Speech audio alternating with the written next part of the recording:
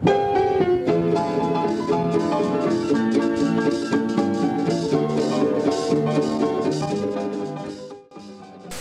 I was at school with Roger and we used to play music together, and he invited me along to Owen's place. He was known as Dave Newton then, and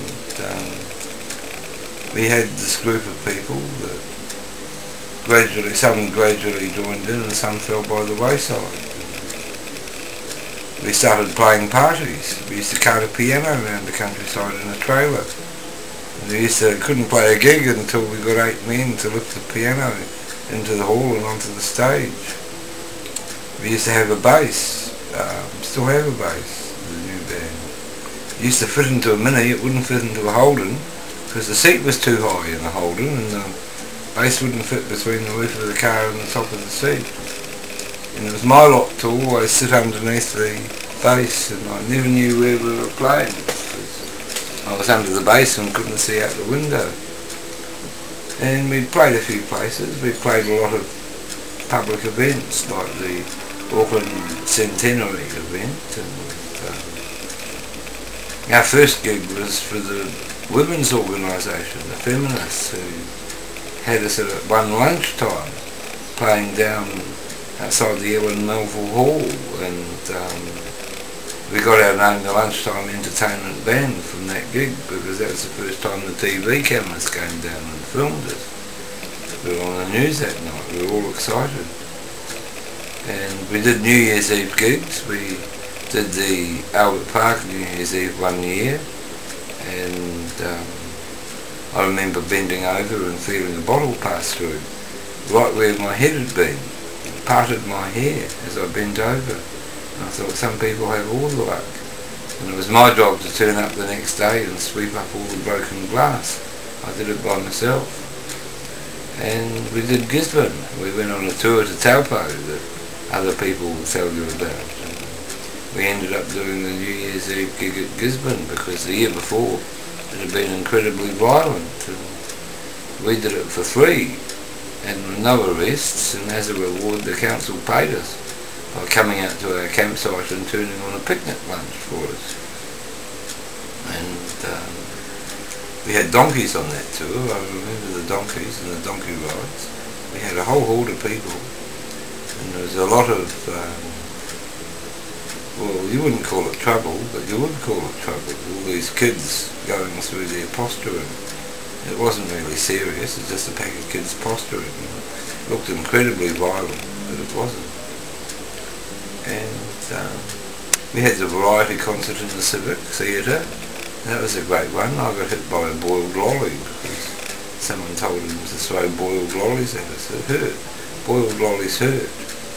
And John Shannon ripped the telephone book in half, page by page. And by the end of the evening he had actually ripped the telephone book in half. He was in his long johns and he postured like an 19th century strongman on the side of the stage as he did it. And all these radio broadcasters and TV personalities came and did their shtick, and we took the mickey out of them. It was a great concert. Gradually we put together a show act, and we got hired by the reception lounges, and we'd turn up and do the show. The regular band would play for the whole night and we'd turn up after supper and put on a show. Some of them were very good to us. Cliff Trillo was very good. Roger went to prison for his conscientious objecting. And we were young, we had attitude, we thought all adults were our enemies, but Cliff Trillo was rather supportive of Roger, and maybe that's one of the reasons we got as much work as we did, because Cliff admired Roger's stand on principle. We went to the Sheraton and we took our girlfriends, and they wouldn't let the girlfriends in, so we didn't play that gig. I remember one dire gig at the Peter Pan where we were the band, and there were a whole lot of bands, and had this incredibly bad flamenco act. And we gradually played. We honed our 3-set repertoire down to 1 set because we were doing all these half-hour shows, and we gradually began to see how limited our sort of music was. It began to wear out. We wanted to go on to other things, and so the band just gradually petered out, and Arif went overseas. Roger went off to do his political activism. I don't know what Mike did. I think he got a daytime job because he had kids by then, and I went off to play folk music. I was playing flamenco guitar at the time. And a bit of my flamenco guitar playing shows up in my banjo playing. I got the idea of the strumming from old records I heard on the radio when I was a kid, and the flamenco further influenced my idea of the strumming, and so I developed this style. When I first started playing with the band, I was playing banjo mandolin, and I had an idea of the sound I wanted, and I realised that the banjo mandolin was so limited.